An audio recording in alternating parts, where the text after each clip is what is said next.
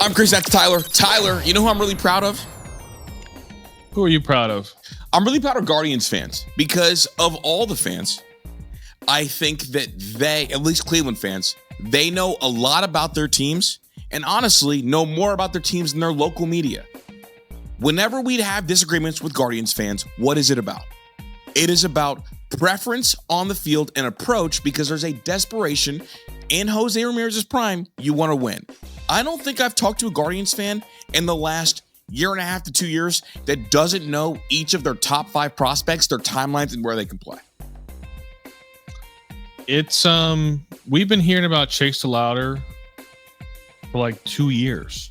Chase DeLauter entered spring training on the Major League roster. Yes, on the Major League roster, and a lot of people felt like he was going to be the opening day starter in right field until he had the injury. Because look, he took Luis Ortiz bomb in a practice. It went viral.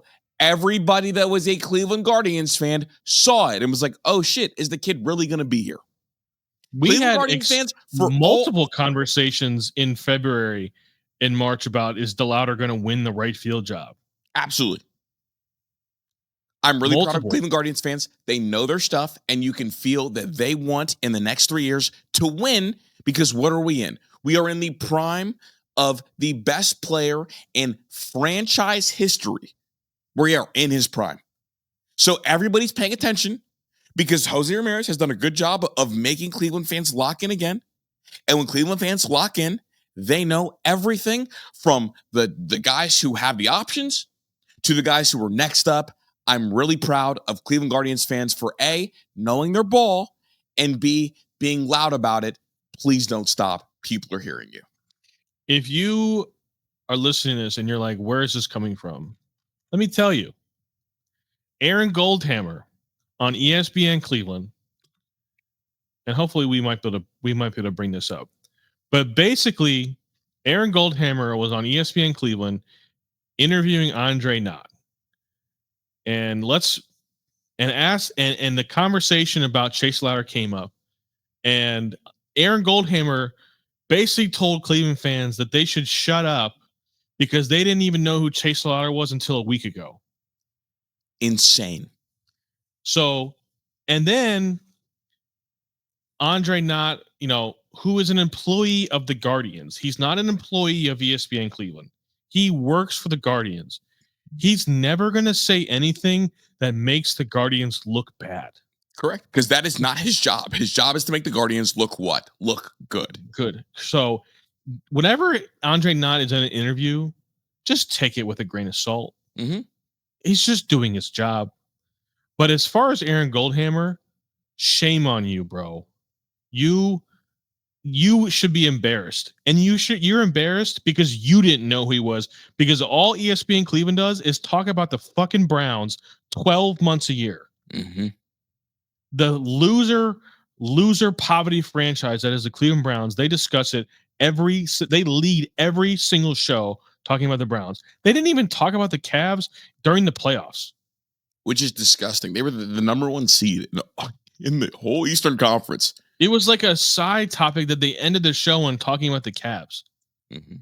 And I don't know, I don't know if that is because like football is king. I'm sure that has something to do with it, but like the Cleveland media is just really bad. We got Mary Kay Cabot asking really stupid and kind of agenda pushing questions to Shedeur Sanders about his dad. Yeah. And it's just like, you got that. You have Tony Grossi, who's just flat lying to everybody. Every single media outlet, including our own, has contradicted everything that Tony Grossi has said about Shedeur Sanders. Every word is wrong. Like, we have video proof of it. Right. And so it's just like, this is what we deal with. And it's frustrating. Like, it's frustrating. This is why we created this, is because the Cleveland media is just not very good. Because Aaron Goldhammer, who I would bet so much money didn't play sports. No, not a chance. He just likes talking about it. Tyler, minus 10,000 if you ever played a sport. That's the odds. It's just like, dude, how could you say that? Like, have a little bit of a clue, have a little bit of feel, and just like have a little bit of a situational awareness. I came from radio. You know this. Yeah.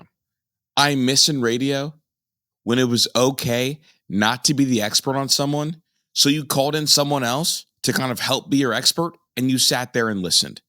Aaron Goldhammer got on the radio and said that nobody knew about Chase DeLauter. And it's wild because here's the thing. You and I have had many conversations with other people around sports media. I mean, one person in particular, but around sports media in regards to that individual. I've had people DM me and ask about Chase DeLauter. The thing that Major League Baseball fans really have that they enjoy, which is the equivalent to, I guess, college football recruiting, is they love their minor league system. Now, there has been a lot of internal discussions and debating about DeLauter because, like, you and I have come on the show and been frustrated with DeLauter because he has not been able to stay healthy, right? So it's not about, him saying they love or people love or hate DeLauter. It's him saying people don't know about DeLauter. And that is the wildest thing I think I've heard because, listen, everybody, just about everybody, unless you're 85 years old, who is a Major League Baseball fan, knows who is their organization's most ready prospect. Everybody does. Correct. Like, we knew who Frankie was when he was the most ready prospect. We knew who John Kenzie Noel was, and he was not near the prospect that DeLauter Not even was. close. Not even remotely close. Not even close. But we all knew, right? Yeah, we all knew. Honestly, I was kind of like, we're bringing him up. Yeah. But everybody knew because he was hitting nuke jobs, and people who are fans of the sport during the time off, there was always chatter of that. So Goldhammer saying that Cleveland fans didn't know who Chase DeLauter is shows his ignorance and his arrogance. He absolutely showed his ass today. Big time. Because he didn't hear of him, nobody has. And that is a complex. It's a, everybody else's inferior complex that is awful and stupid, and he should never, ever, ever be allowed to have a meaningful opinion on the Guardians ever again. I don't care. Yeah, but like, again, all they do is talk about the Browns. And that's fine. And look, and that's fine. Talking about a defensive end that people don't even know how to pronounce his name. Mm-hmm. Who cares? And that's fine. They can be that. I just hate that they bled over and decided to insult a group of fans who you and I have talked about are super, super passionate and want to see Jose Ramirez win and want to see Jose Ramirez on this team and want to see Jose Ramirez with a better surrounding cast, right? I mean, think about this, dude. They made a 30 for 30 based upon the fan base in Cleveland. Mm-hmm. It was called Believe Land. Believe Land. That shit's dope. They had 2 30 for 30s about it. Look, Major League, the movie. Yes. It's like this city loves its sports. And I don't know if that's because like there ain't shit else to do or we're just like historically famously like just the biggest losers of all time. For whatever reason, though, Cleveland fans, for the most part, are intelligent. They are informed. I think the Browns make Cleveland fans a little more delusional. Yeah, the Browns have that effect a little bit. But like that's also because the Browns are just like they're just such a disaster. Well, and like high school football is such a big thing in Ohio that like naturally like you want something to like root for and look up to. Football. I think football makes fans a little bit more fanatical. Yeah, because everybody was the quarterback of their team, or everybody was the a lineman on their. There's just more personal ties to it. But the replies to that video that ESPN Cleveland tweeted out, they got on his ass, and it was great. It was great. So, but speaking of Chase DeLauter, yeah. Now that we're here, we've got that out of the way, Doug. How are you? I'm okay. The Guardians played their worst game of the year by far. Yeah. Now here we go. Real quick, can I start on the positive side? Walk-off hit for Jose yesterday or 2 days ago, whenever this comes out. Is water wet? It was awesome. It was awesome. When Jose Ramirez came up, did anybody think that he wasn't getting a hit there? Well, the bunt beforehand and having the bases loaded was super helpful. Or else you just walk him. Let's talk about that for a second. When I saw David Fry square to bunt, I said, what are we doing? Because what happens is when you bunt with first and second and your best hitter is on deck, what happens is it now becomes second and third, and now first base is open. There's they're going to tell Jose Ramirez to take his little ass to first base. Yeah, first base is open, and I believe that would have been the first out of the inning, or no? Well, the bunt would have been the first out of the inning if they actually threw him out. Yeah, so if they threw him out, so if you show bunt, you're honestly conceding the batter, right? Like, we acknowledge you're going to get out, we're going to move everybody up. And then that also, you put Jose on to put the double play into effect to get out of the inning. Yeah, and so then the guy that was on deck after Jose Ramirez had just grounded into a double play, his last at bat. Right. So, like, to me, it's just like, it worked, but I don't think that that's the right way to do this. It's not the right way, but it was a great bunt. Hell yeah. There was not even a throw. Like, it's one thing to beat a bunt with a throw. And David Fry/Slow even made it. That's how good the bunt was. Yeah, like, the bunt was so good that David Fry's slow ass didn't even draw a throw. Correct. That's an elite bunt. But when Jose Ramirez came up and the bases were loaded, there was not a single piece of me that didn't think that he was not going to get the job done. Yeah. The game was over. It was. We were on a phone call, I believe. Yeah. And you said to me, game over. This game is over. There's no doubt in my mind that ball was going to the outfield, which is all that was needed. So Jose Ramirez is creating a legacy where it's really not even close. He's going to, when he retires, he will be the best baseball player to ever walk the earth and that's ever put on a Cleveland uniform. And he will get a statue the next season after he retires. Yeah. And the statue should be him knocking the fuck out of Tim Anderson. He's got a crazy legacy as is. I don't think he needs a ring to cement his legacy. I think if he wins a ring, it'll send his legacy to a new stratosphere. And that's kind of the approach I'm starting to take, because here we go. Like, as some, obviously, like, I'm not a Guardians fan. I do pay attention to Cleveland. I do, I cover Cleveland. Clearly, I'm here. Mm-hmm. I don't think he's going to win a ring, but boy, if he does, I mean, that legitimately puts you just a notch below LeBron in terms of Cleveland legacy. Not national fame, not international fame, but in terms of Cleveland legacy, that puts you just a notch below LeBron and nothing else. I think you could make the argument that it would actually, it's not even an argument. It would mean more. It would mean more. I don't think it would mean more. I think it would. You want to know why? For one, Jose never left. No, he never left. 2, baseball has always been a bigger sport than basketball in Cleveland. That's fair. I think LeBron being from Ohio and being the greatest to ever grace a basketball court. And from Ohio, I think he gets it, because look, here we go. Here we go, Tyler.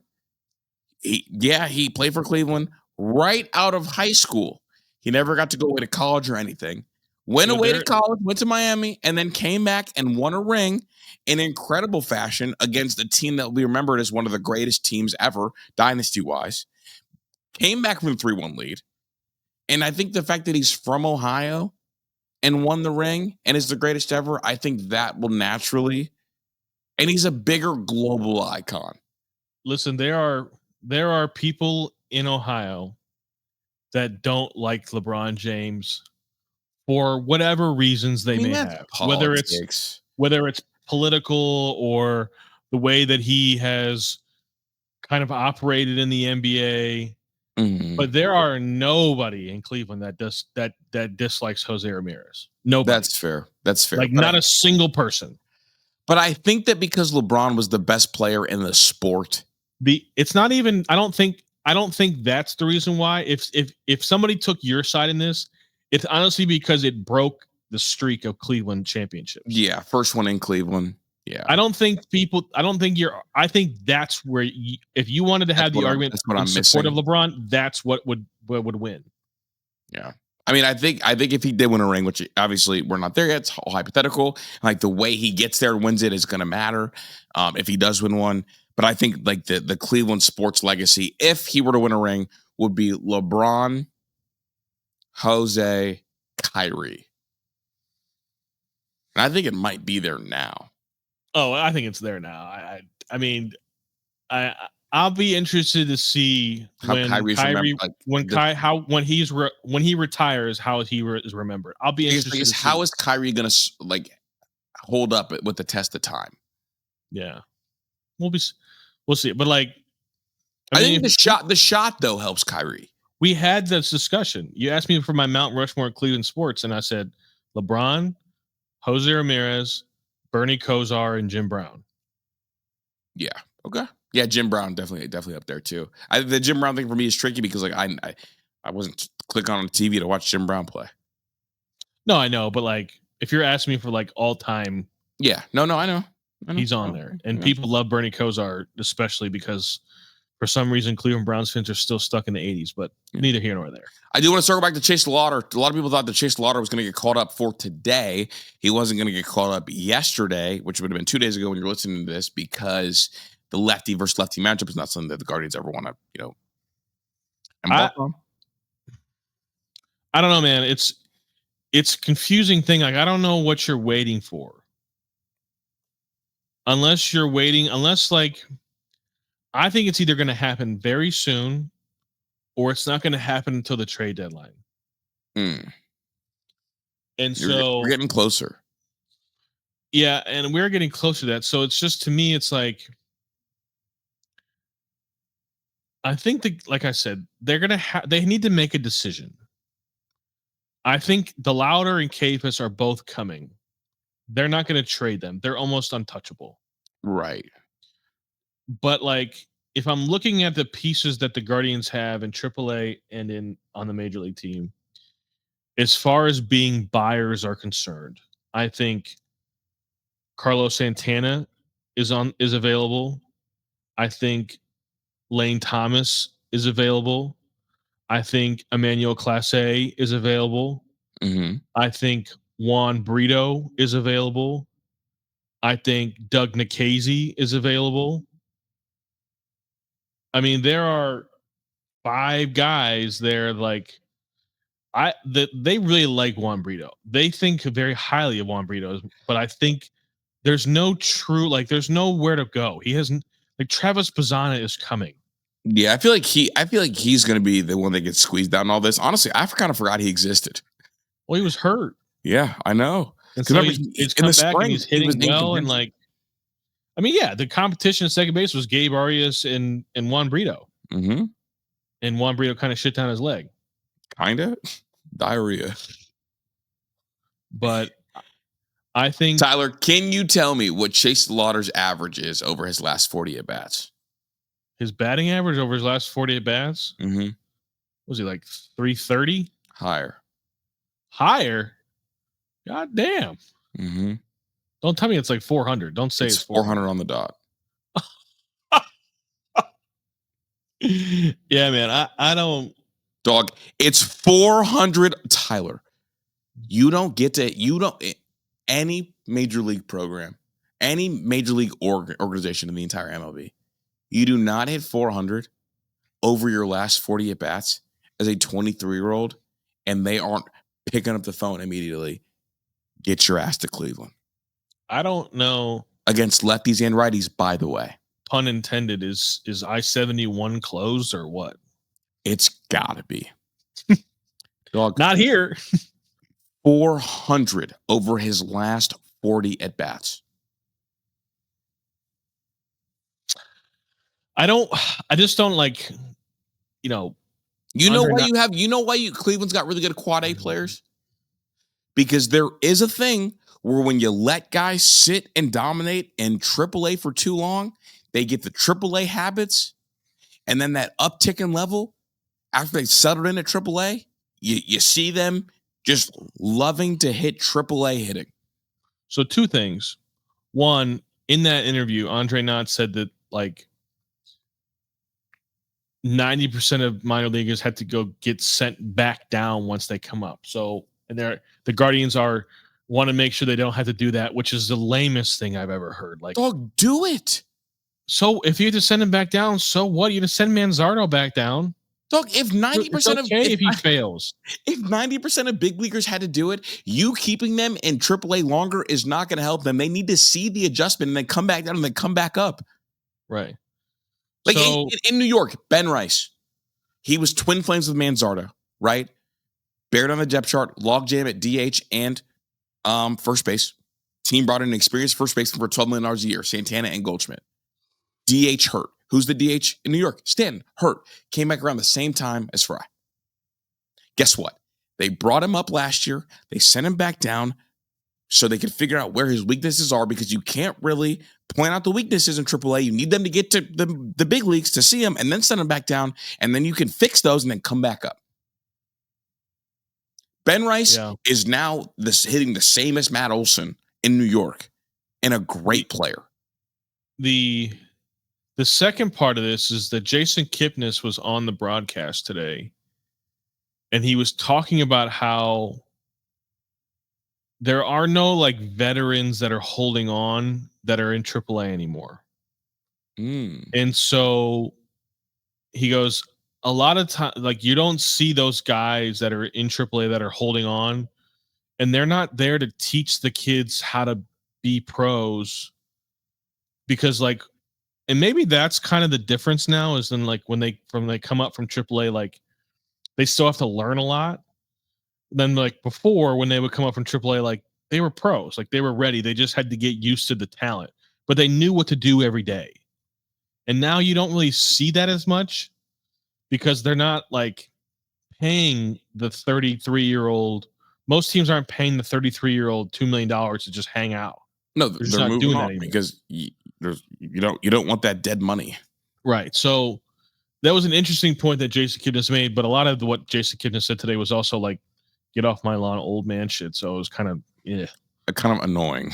But that was a fair point. Like you used to see like the 30-year-old that was in AAA that has had more than a cup of tea in Major League Baseball, that had been around and was able to kind of help out the young superstar, like get those, dot his I's and cross his T's before he goes up to the show. Like kind of, and identify like what the issues are going to be when you get up there. Correct. So, but isn't that more of a reason to send DeLauter up? Correct. It's just like, there's nothing there holding him back. And like, I'm sorry, but none of the guys in the outfield they're just not moving the needle for me besides Steven Kwan. To me, I think Lane Thomas has to be part of a trade deal. He's on an expiring contract. Mm-hmm. And, we talked about this morning about Carlos Santana, but like, it just seems like it might actually be beneficial to just move on from Carlos. Well, the DNA of the Guardians has always been a valuable piece on an expiring deal that's not a part of our future. Clearly, you move them, no matter how good they are. Yeah, and it just seems like, Manzardo, he probably his worst game, maybe the worst game he's played in probably since he was like 12. It doesn't help. It doesn't help the Manzardo, but also like you want this guy to work this thing out, like.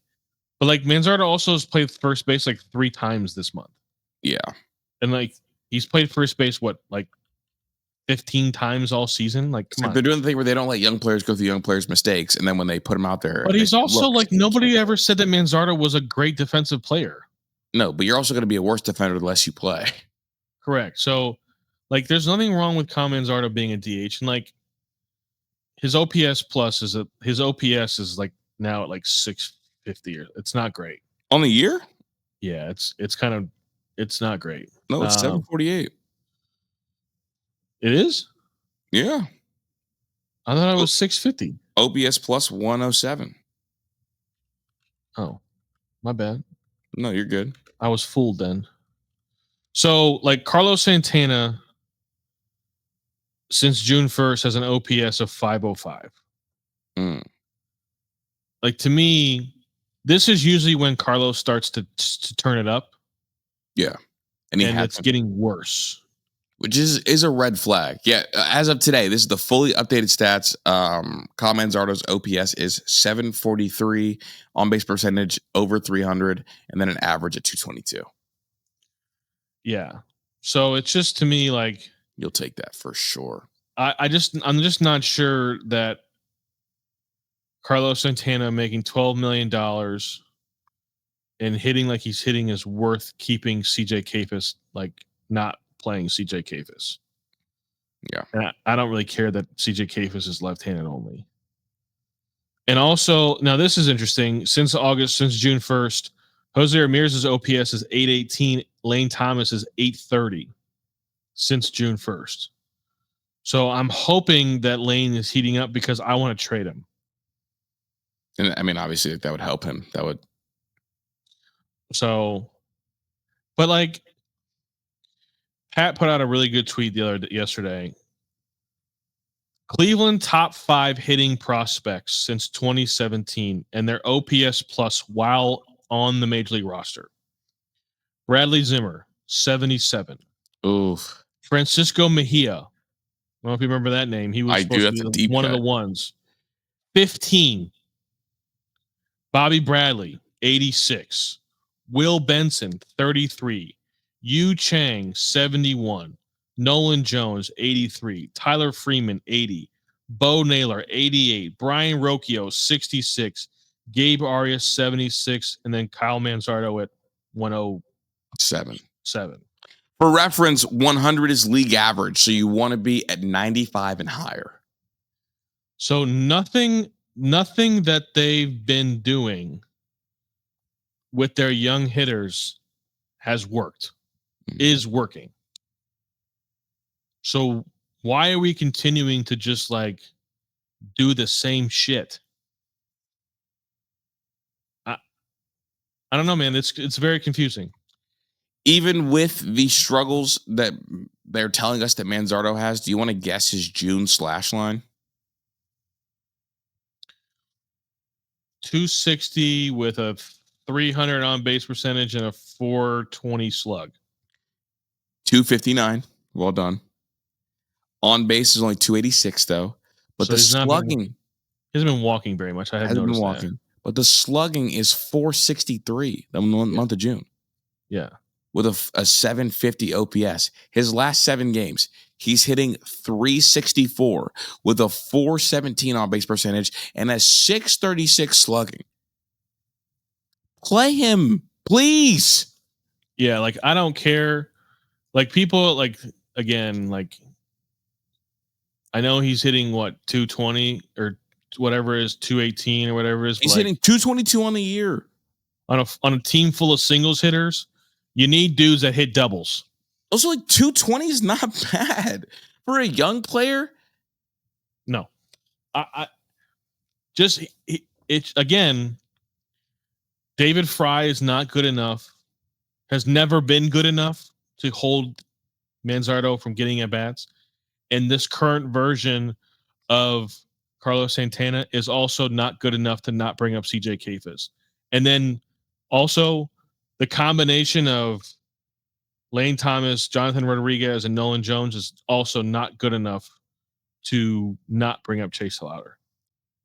With Manzardo, the non-negotiable should be at-bats. The at-bats should be who's going to get him David Fry, Santana. The non-negotiables Manzardo.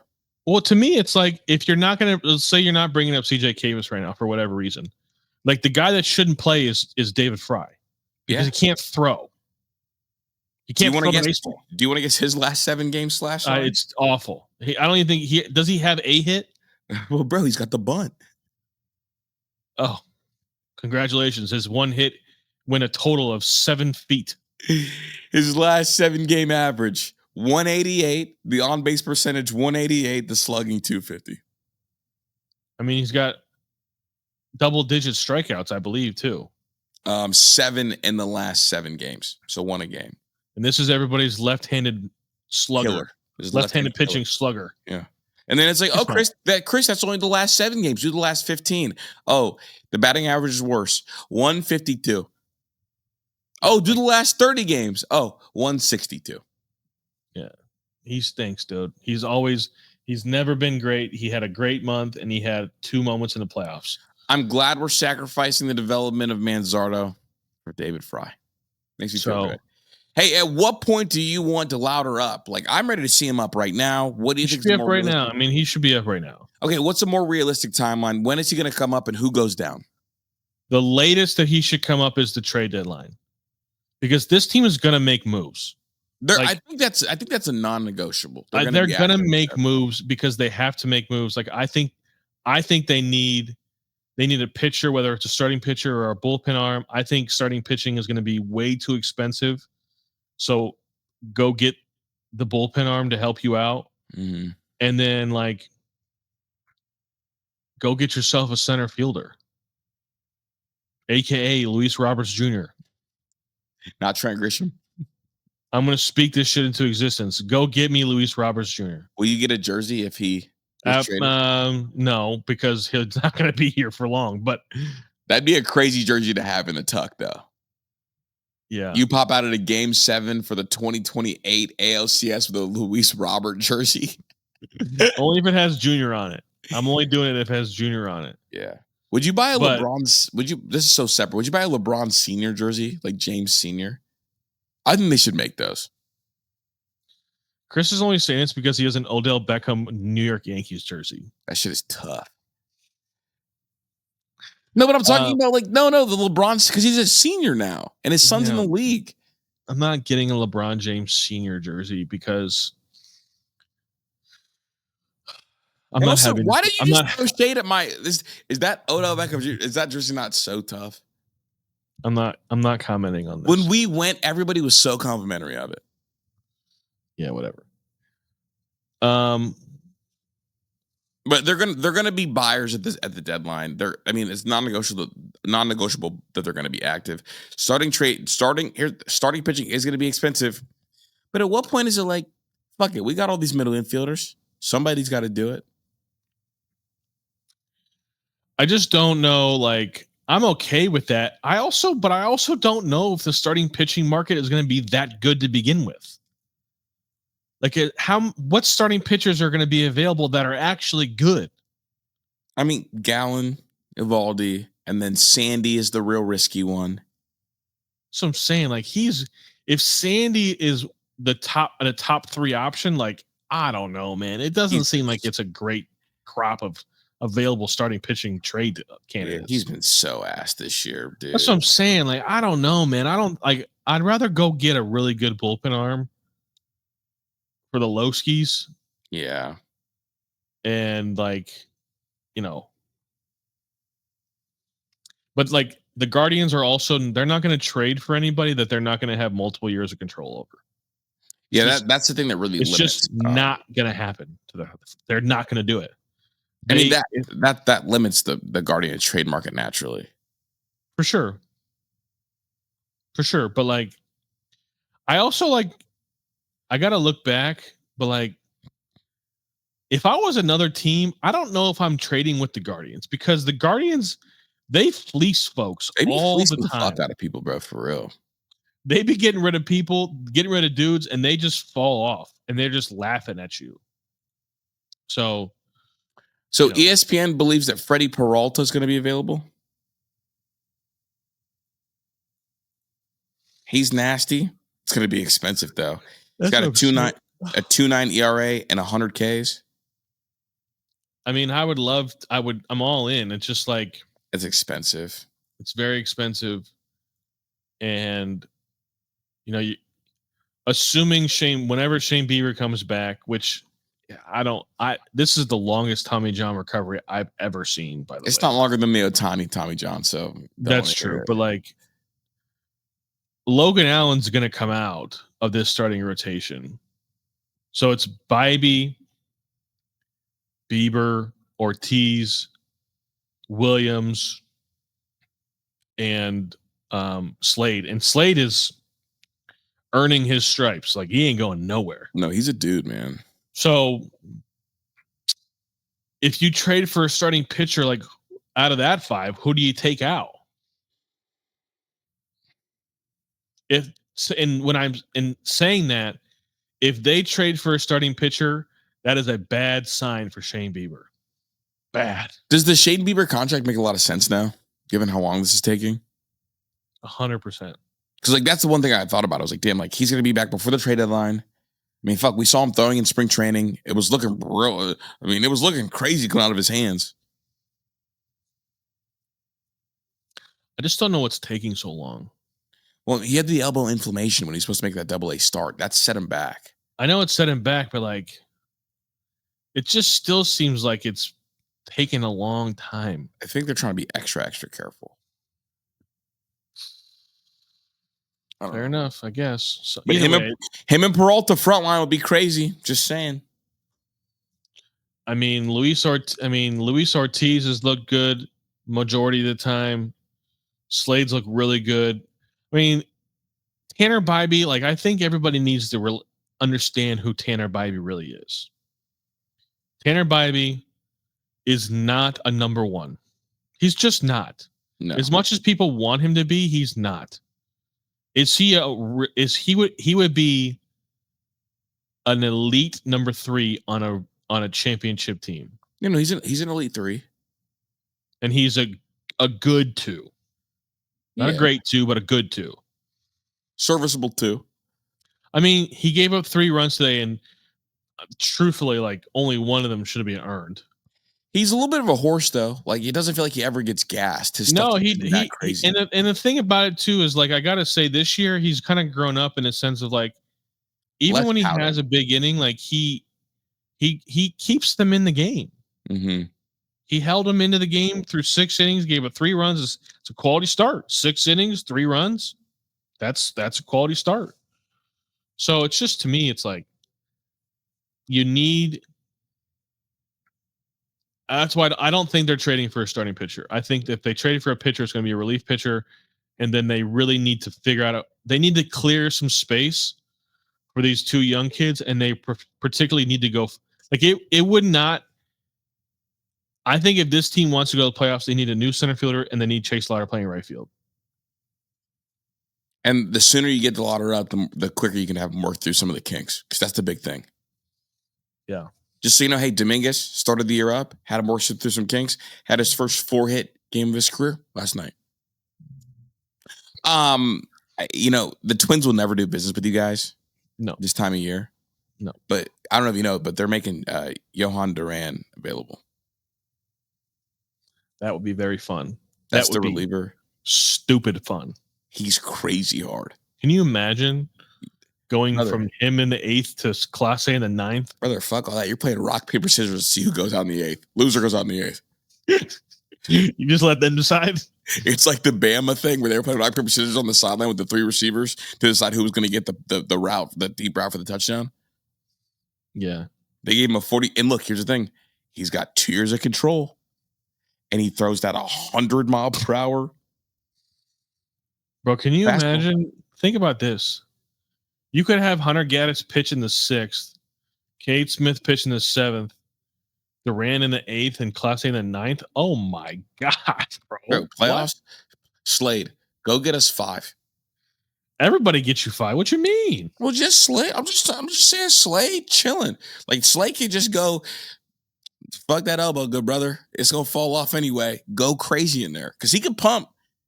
You know, do you know there's 2 pitchers? I believe there's 2 pitchers in this sport that throw the splinker. Yeah, Slade and Skeens. Wait, Slade throws a splinker? Maybe. Durant throws a splinker. Oh, yeah.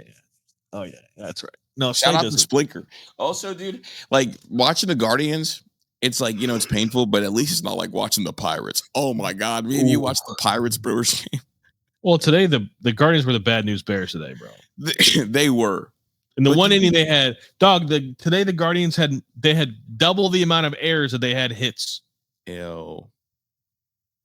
So, yeah, I mean, listen, there is potential with this Guardians team, but like until this organization like commits to it, we're gonna be frustrated. So just buckle up. Buckle up. I don't know what to make of Dan Gilbert selling shares of the Cavs. Yeah, I what does that mean? That other people He's are not involved. selling. He's not selling the majority. Like it's not like Mark Cuban. Mark Cuban sold the majority, and then they traded Luka, and he didn't have any say. Maybe Dan Gilbert's selling some of his shares for the Cavs so he can be the majority owner of the Guardians.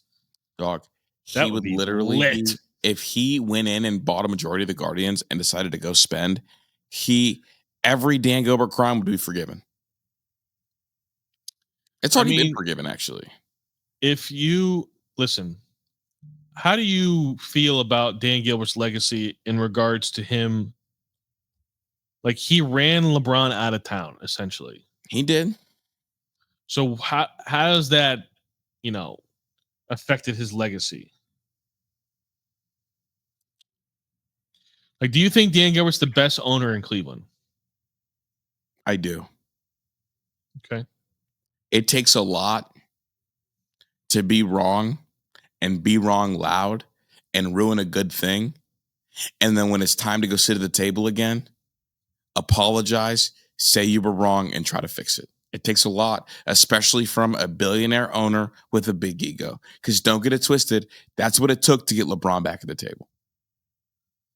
Do we know that for sure? We 80% know that because there's the only way that happens. That's the only way that he comes back. I know LeBron wanted to come back and wanted to win, but he still had to hear a reason and still had to feel valuable and still had to feel like the shit that pissed me off the first time wasn't going to happen this time. Yeah. And I think also it took the credibility of LeBron being able to kind of operate that way in Miami and win a ring down there and bring that knowledge back up. So I think that absolutely happened. Because here we go. Has Dan Gilbert been as aggressively loud and wrong since LeBron came back? Well, he almost died. So, that life-changing experience for a while. Yeah, that made him a little quiet for a while. I'm not trying to laugh, but bro, when you say it like that, what the fuck? What am I supposed to do, bro? Paralyzed. But I think listen, Dan Gilbert's not afraid to pay a luxury tax. Second apron, active as heck right now. He is, he's patient enough with his general managers. He's not very patient with his head coaches, but he's patient with his general managers. He allows them to do their job and only interjects when, he feels necessary, which really should not happen, but it does occasionally. So I can't say he's not the best owner. I mean, I still hold it against him. Like he just ran the best player ever out of town. Essentially ran him out of town. But he sure as shit better than, Jimmy Haslam's the worst owner in all of sports. But I think if Haslam owned the Guardians, it would be lit. If Jimmy Haslam owned the Guardians would probably be the Rangers. Yeah. And guess what the Rangers did 2 years ago? They ran into one. They ran into one. The problem that I would be frustrating with Jimmy Haslam, though, is he probably would fire people in the front office of the Guardians, and that would be a problem. That would. But you can run into one with the money in baseball. Yeah. He wouldn't be like Steve Cohen. I don't think he's that rich. Maybe he is. I don't know. So Steve Cohen is the richest owner in all sports, American sports. Yeah. So he's not Steve Cohen. Not that rich. But no, I don't know what it means. Honestly, I don't. I'm a little confused on why this is happening. So I don't really have I'm sure this will be something that we'll discuss when more details. Yeah, this is the long topic. This is something that as things happen and as pieces move, that we'll know more and more about the why, the reasoning. Because right now it's just, this is the headline. Let's speculate. But there is something that we do know about, and Brian Windhorst has basically went out and said the Cavs are trying to make a big move. And Wendy's is really plugged in. Shout out Akron, Ohio, man. His mom teaches AV. They missed on Kevin Durant and basically came out like Kevin Durant didn't want to come to Cleveland, which is fine. I don't really care. I didn't really want Kevin Durant to begin with. It would have been cool to see, though. That would have been a cool thing. But it makes me wonder. Real quick on Kevin Durant. Kevin Durant shouldn't want to come to Cleveland because LeBron's already been here. Yeah. Yeah, no. I don't know if that's. I wonder how like what his reasoning is, but not that I care that much. But I be interested to know why he didn't want to come here. I suspect that's a part of it, bro. Because like, and the 10-year-old LeBron, like, who's been the second? I also like he wanted to go to Houston, so like if I'm just looking at straight weather in the wintertime, like that's fair. And Houston's also like a good franchise to play for. Yeah. So, but I'm starting to wonder, like, were we wrong that like they could make a big like multi-team deal and trade both like two of their core four?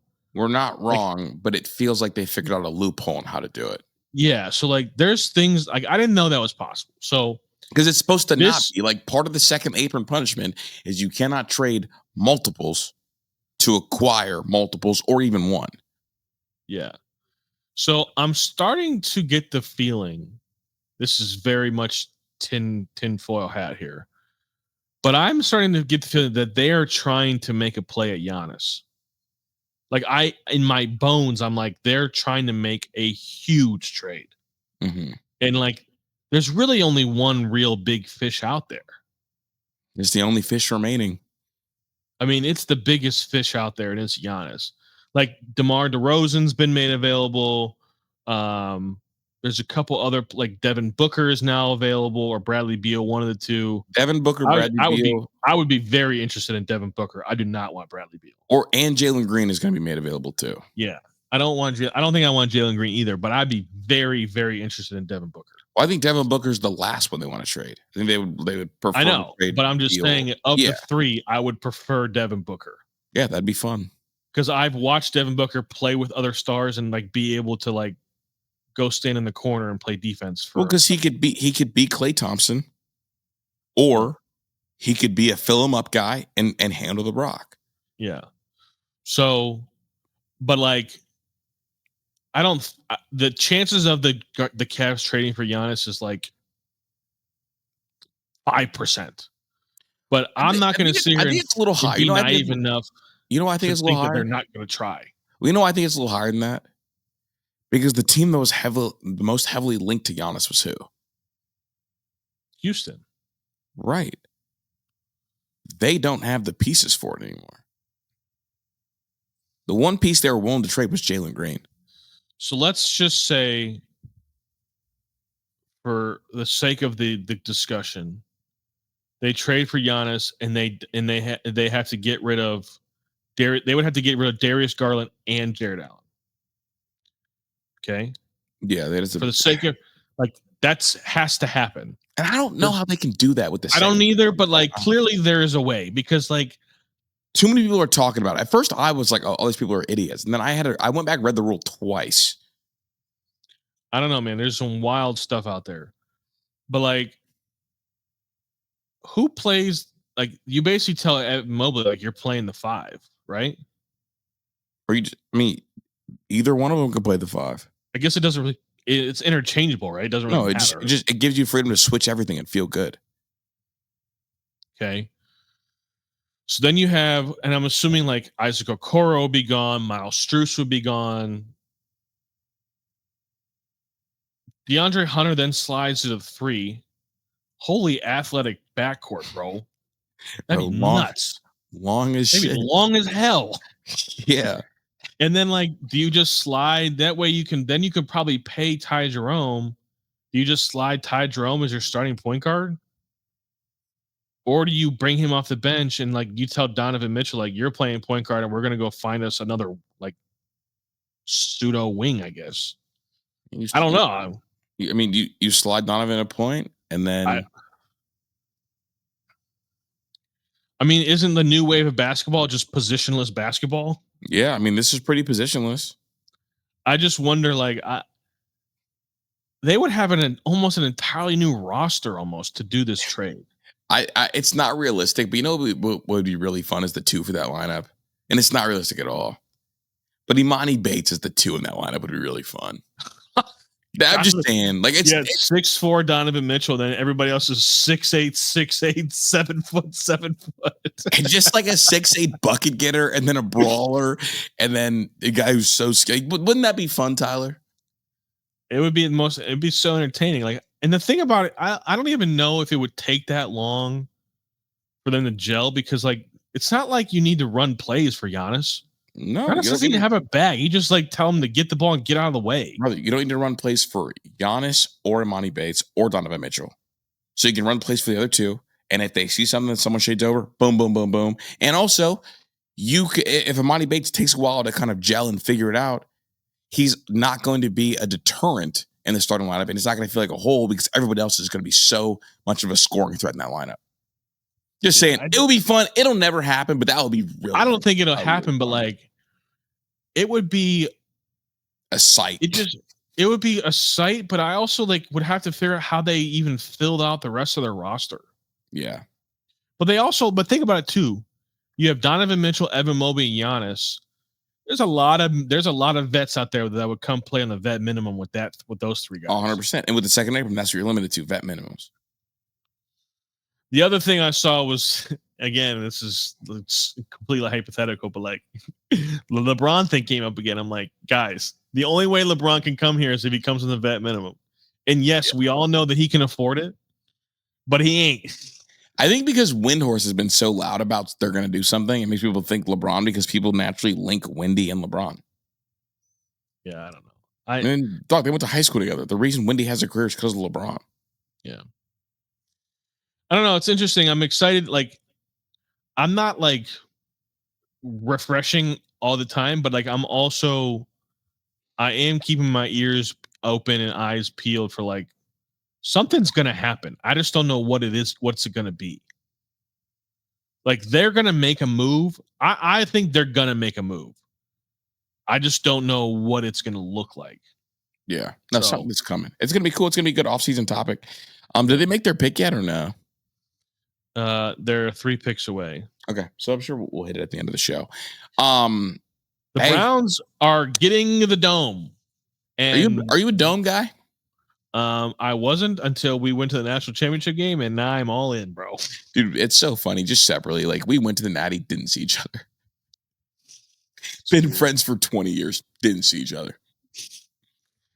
But yeah, we're gonna pay for it too. By the way, not we. Well, not us, but the people of Cleveland are gonna pay. We live outside them city lines. $650 million in tax money is gonna pay. Gonna contribute to that. I mean, listen, I think it's good and bad. It's bad because like they're essentially paying for Jimmy Haslam's playpen.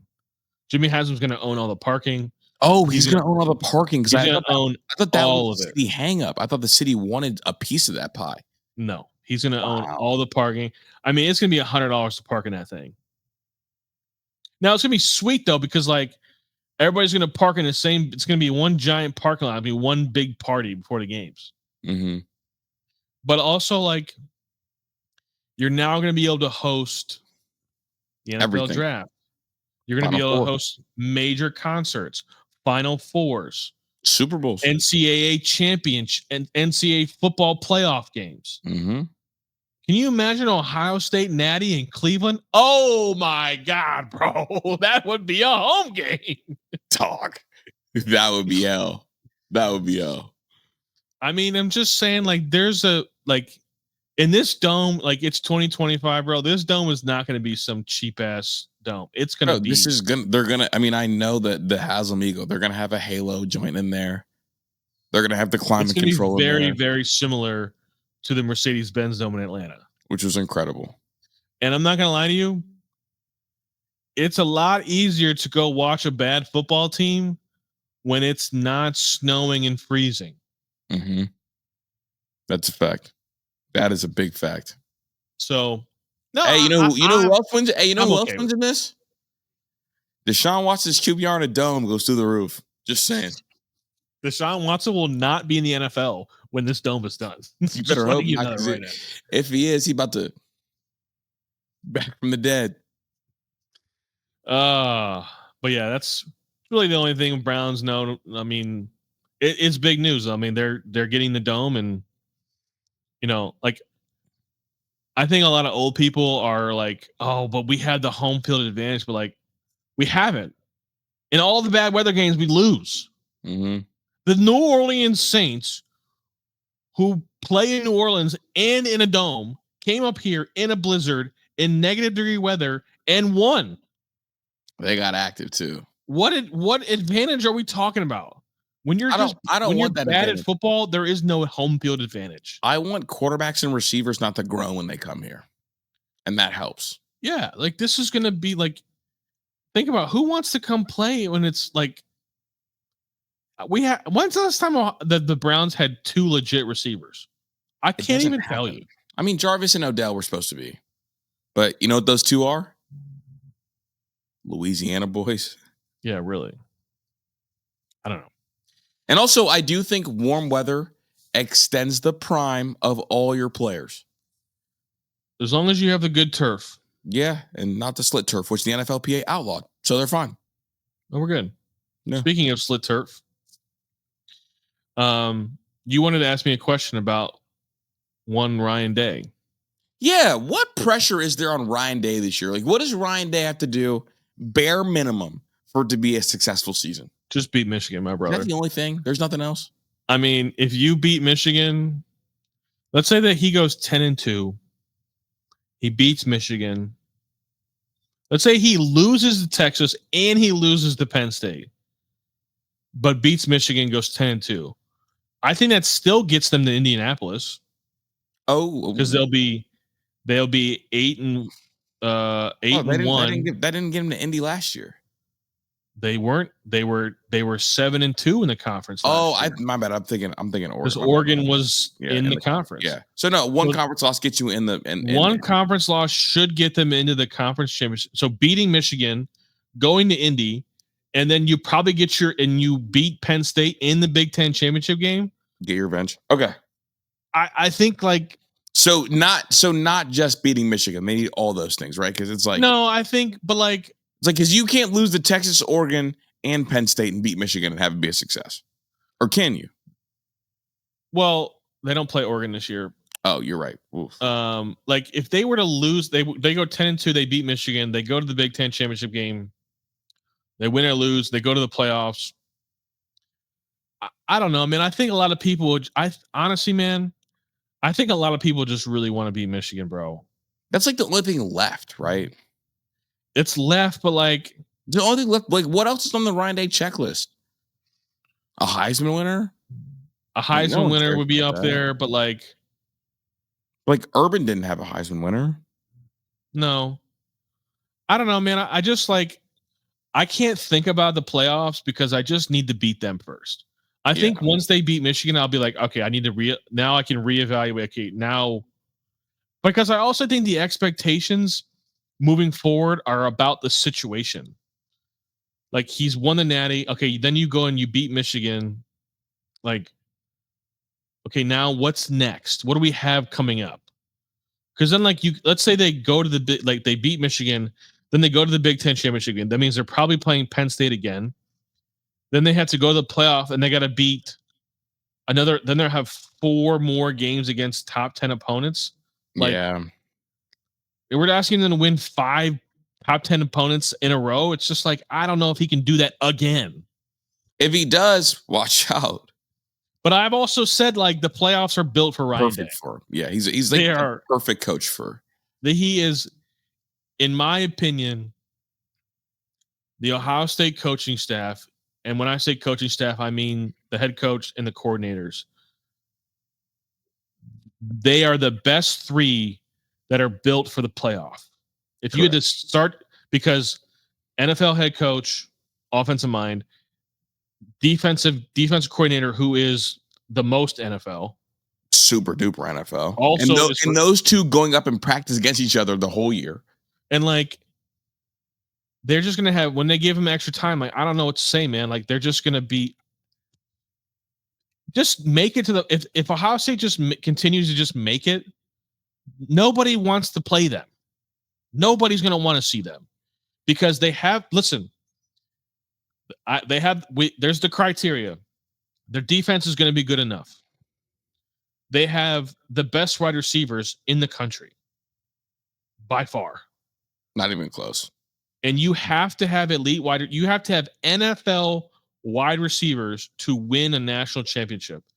It's only happened one time in the playoff era where the team that won the national championship did not have NFL receivers. And they also had the biggest cheating scandal of all time tagged on and that it took year. the biggest cheating scandal and a generational defense. Yeah. And a choke job by Bama. So, and like, we don't, and the only reason why I haven't come out and said like they're gonna like be a repeat champion is because like I don't know what Julian Sane is. He's the big Nobody knows what Julian Sane is. If Julian Sane is the bare minimum of a Ryan Day quarterback, we're gonna be right there. We're gonna have our chance to do it again. I just don't know, to be objectively fair, right? We have to say that they are. Yeah, because like we say, like we don't know what the three, and we're waiting to see in the third. Like the teams, there's only 3 teams that have all 3. It's Penn State, Clemson. Actually, you can even say 2 because are we really sure we know who Arch Manning is? No, we're not. You see what Spurrier said? No. How can we crown him as a Heisman Trophy winner when he couldn't even play over the guy that was a whatever on draft pick last year? Damn. Steve Spurrier does come out with some heat sometimes, bro. Realistically, there's only 2 teams that we know right now have all 3 of the criteria. It's Penn State and Clemson, which is disgusting to come out of my mouth. It tastes like absolute throw up. But like, and then there's the Ohio States, there's Texas, there's Georgia, there's Alabama, there's Arizona State, who like have 2 of the 3. LSU can go in that mix too. Like, is their defense going to be good enough? Yeah, we just don't know we don't know what the Trent's play is going to be at Arizona State. I think is a big issue too. So if you don't want to include Arizona State, like there's a handful of teams that have 2 of the 3 we know, but they don't have the third yet. So how do we like we're waiting to find out. And how close are they to the third? Right. Like if you're like really far away from that third thing, yeah, you're done for. If you're kind of close to it, okay, you could get there. Yeah. So like even Michigan had 2 of the 3, and they were, I mean, Roman Wilson was an NFL draft pick, and like Colston Loveland was tight end, whatever, like a top 2 round pick. Yeah, it was. I don't consider Roman Wilson an NFL receiver. No, I don't. But Loveland, though, I'll give you Colston Loveland. Absolutely, NFL tight end, 100%. 100%. But I mean, Roman Wilson, he's a 2-pack dog. Roman Wilson and I had the same amount of catches last year in the NFL. Y'all did? Yeah, same amount. Same thing. So what's the saying? Me and him had the same situation. He just had better seats than me. But like the thing that I wanted to bring up is like, usually there's a team in college football where their line of win total comes out and it's 11.5. AKA, if you want to bet the over, you're betting them on to go undefeated. Undefeated, right? There is not a single team in college football that you would place a bet on them to win over 11.5 games. Not a single one. So it's honestly, I thought last year was wide open. This year is it's the most wide open college football season we've ever seen. I legit don't think there's a team to beat, quote unquote.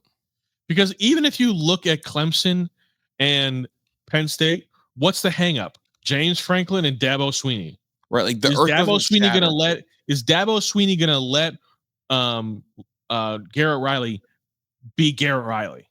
Mm-hmm. Or is he gonna call Clemson's offense? This is Clemson offense. Clemson.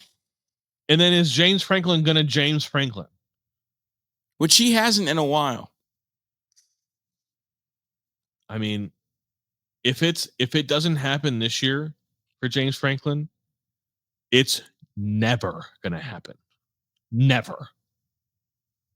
You ever believe in the theory that Clemson is just Penn State, but they overachieved on accident? Yeah. That's a great point. Like, and that is theory, it ever gonna that theory was started by me. Can it get better for Penn State than this? Is the roster ever gonna be better than it is right now? No, dude. No. Like, do they have their traditional number 11 elite pass rusher? Yeah. Maybe. We like, they probably do, but like, we don't know. Yeah. But like, they have the quarterback. They had the best running back tandem in the country. You claim to tell me that they have an NFL receiver, which they probably do now. But like, you know, I we don't know. Until I see James Franklin and Penn State show up to Columbus and beat Ohio State, I'm not going to say that I can't say that they will. It's the same thing we're starting to say about Ryan Day in Michigan, but this problem for James Franklin has been going on for a decade. Mm-hmm. So I just find it very interesting. Like there isn't the dominant, like there isn't the team. The Cavs took the guard from Duke, Proctor. Oh, okay. Never gonna play. Yeah. Do you know number 11 is for? Welcome to Canton, buddy. You're ready to learn Pro Football Hall of Fame, partner. You know who number 11 is for Penn State? LeVar Arrington Jr. Does that make you feel old? No, because LeVar Arrington was older than me.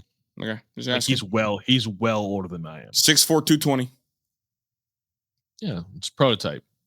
Yep. He's gonna be a dude. I think yeah, I think it's gonna be a really fun season of college football, I think. And I think everybody's like, I would bet a lot of money that there won't be an undefeated regular season team. I don't know if we'll see one again, big dog. No, we'll see a regular season team. My bad. Yeah, we'll see a regular season team. We'll see a regular season. It's like we saw Oregon regular season. I mean, I was more thinking wire to wire. Yeah, wire to wire would be insane. I mean, that would take, in order to go wire to wire, I think you would need a 2024 Ohio State roster with an NF, like a number one overall quarterback with Justin Fields. Yeah, if you put Justin Fields or CJ Stroud on last year's Ohio State team, that team goes wire to wire. That's real. Do you ever hear me out? I'm starting to get concerned that like I'm repeating. I'm running out of them. Well, I mean, there's plenty of things I can bullshit about, and we also talk to each other too often. The lines blur of what I've said on the microphone and what I haven't. Yeah, but I can go first if you want. Yeah, go ahead. All right, bro. Firm believer, dude. Spaghetti, not a top 3 pasta. Not even close. The most overrated pasta maybe of all time. What's your top 3 pastas? Gnocchi, lasagna, and ravioli. Wow. Why does spaghetti get so much love? So like, is like rotini? Could you say rotini? Yeah, I mean, I don't like to eat stuff I can't spell. ROTINI. You can't spell that? That's it. No, I can spell it. I'll have some of that. No, I'm not a big rotini guy, man. Bow tie? Too much fuck shit to it, huh? Bow tie? Gesundheit? B-O? The bow tie, the ones that look like the little bow tie joints? Nah, it's okay. Yeah, it's okay. I mean, I hear you, but like, I just don't. Gnocchi to me it's a little too heavy. Like it's like too much. What is too heavy? Gnocchi. It's just a little too heavy. Like it's good, but like I feel really full after I eat it. It's pasta, dog. If you don't want to feel that, it's not pasta. It's like potato. It's pasta, dude. Because I was just the 2 things that are super overrated: spaghetti and crepes. I don't know, man. If you had like a crepe with like chocolate and peanut butter and strawberries in it, it goes. Be a grown man. Order a pancake.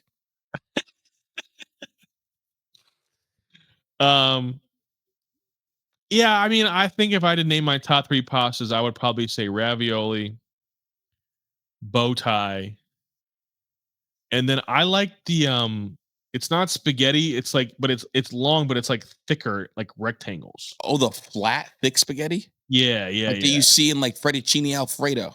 Yeah. That's what is it starts with an F. Fettuccine. Yeah. There we go. Yeah.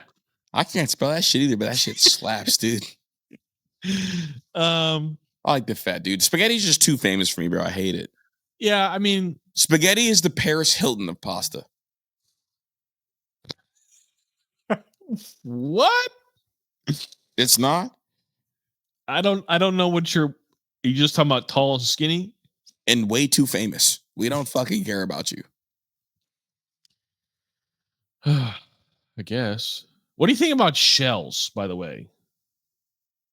Like the shells, spaghetti, like you ever stuffed shells? Oh, yeah. Like the big ravioli. I mean, it's just round big ravioli. Yeah, no, I fuck with the stuffed shells. They're a little bit tough to eat, though, bro, because I can't, like, knife it and spin it. What about the small ones that I you can can get get down. like macaroni and cheese? Yeah, I can get down with the small ones, bro, but I like my mac and cheese to be traditional. Is mac and cheese, do you like the elbow mac and cheese? Elbow mac and cheese. What the fuck is that? The elbow noodles, the little curved ones. Is that what that's called? We call them elbow macs. Brother, you've been talking to that 3-year-old too much. Yeah, I got nothing, bro. What am I, a terrorist? I'm not anti-elbow mac and cheese. I'm just saying. Interesting. Yeah, this is you're gonna hate me for this one. Like you're gonna hate me. Well, for this I already one. do. So You're gonna absolutely call me a child. I mean, you just called this shit elbow mac and cheese, brother. You're already a child. I like having like when you go to like a froyo or like a where you can like put in any topping you want to. Did a like grown man just say froyo to me? You know, it's an ice cream place. Just where call it an like, ice cream place, bro. You said froyo. Whatever. I would have used one of my slaps right here. Whatever. All right. Froyo. I put gummy bears in my ice cream. And I enjoy it. I wanted to call you a child, but like literally 30 minutes ago, I was just telling my mom how much I love gummy bears. So Tyler, I so badly wanted to make fun of you, bro. Because when you put the gummy bears in the ice cream, they get hard. And it just makes them a little better. It does make them better. See? A little better, bro. And I don't feel as guilty. And they don't hurt my stomach for some reason when they're cold. When I'm just eating them warm, bro, I gotta take a seismic shit, dude, in the morning. And it fucking is bad for me. Something about the cold gummies, dude. And you can like kind of like suck on them a little bit and like they just I don't want to say that out loud. I feel very happy June, by the way. Yeah, you're right. Damn it, dude. I thought for sure you were gonna flame the shit out of me. Dude, I wanted to, bro, but I couldn't do it in good faith. Because look, I love when I'm able to just tee you up. But then I wanted to. And honestly, if you would have said gummy worms, oh brother, I would have had 3 bars for you off the rip. I mean, I'll eat gummy worms too. The thing is, like, okay, yeah, you're fried. And now you led with gummy bears, so I gotta start with that. I don't really like toppings on my ice cream, but I like gummy bear. Like I don't like sprinkles on my ice cream. I don't like sprinkles either.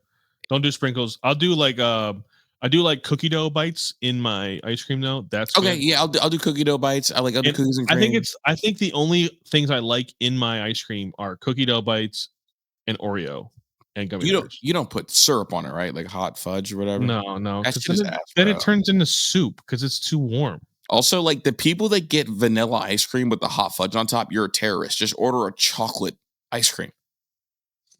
Like it just melts down and you just get chocolate milkshake. Like, why are you wasting everybody's time? So you can tell me whether you got a hot fudge sundae? Well, what if you put the brownie on the bottom? Brother, put the brownie on the bottom of a vanilla milkshake. That is different than getting hot fudge on top of one because, like you said, it just melts it down and you just get a chocolate concoction. And also, Swenson's, they'll swirl it for you. Did you go to Swenson when they had the little event thing to try the pimento burger? I never got it. I just couldn't bring myself to do it. Brother. Was it good? Brother, I had it, and it was weird. It was like good weird. I kid you not. I woke up at 1 a.m., and I felt like I had a child inside of me kicking. My black ancestors cursed me that night for eating a Kool-Aid pickle, which was not for the culture at all. You know what a Kool-Aid pickle is? No. I have no clue, but I can only imagine they just they pickled a cucumber in Kool-Aid. Gross. And that's what they put on the burger. Dog, I woke up And I wait, that was on that burger? Yes, a Kool-Aid pickle. I thought it tasted like that, or it actually was that. That's what it was. Oh hell no, that's nasty. Bro, I woke up and I'm literally like limping to the bathroom. My mom turns around, I'm groaning. She looks at me. She's like, "Are you okay?" I said, "This is my last sleep. I love you." And then went and violated the bathroom. But I made sure I didn't violate my bathroom. Whenever I'm about to violate a bathroom, I go to the kids' bathroom. Yeah. So I'm glad you didn't try it. But anyway, I'm Chris. That's Tyler. Thanks for listening to me talk about pimento cheese and Kool-Aid pickles. Yes, that's the thing. Peace.